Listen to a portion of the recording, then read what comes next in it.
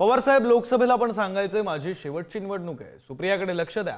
आता पण सांगतात शेवटची निवडणूक आहे, नातवाकडे लक्ष द्या. मी पण पुतण्या आहे ना, मुलगी झाली की थेट नातूच काढला. मी पण मुलासारखाच आहे ना, असं वक्तव्य अजित पवारांनी केलंय. यावर सुप्रिया सुळेंनी सुद्धा उत्तर दिलंय.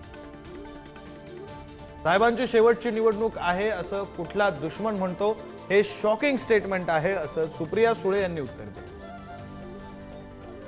मी माझे लोकसभेला सुप्रियाला उभं नको करायला, माझ्याकडनं चूक झाली, मी कबूल केली. आता कारण नसताना हे उभं करण्याचं काम झालं. आणि आता काही जण आता आमची शेवटची निवडणूक आमच्या नातवाला द्या. अरे कितीदा शेवटची निवडणूक एकदा लोकसभेला झाली, सुप्रियाला मानाने त्या ठिकाणी निवडून दिलं. सुप्रिया तिथं पार्लमेंट मध्ये काम करते.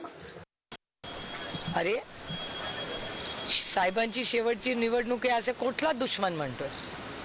असं कधीच कोणाबद्दल बोलत नाही. अरे तुम जियो हजारो साल, साल के दिनो 50,000. हे शॉकिंग आहे जर स्टेटमेंट असेल तर.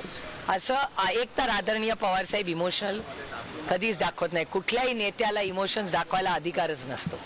त्याच्यामुळे आणि गेल्या 6 दशकाच्या राजकारणात शरद पवारांनी कधीही इमोशन्स वगैरे या गोष्टी कधी केलेल्या नाही.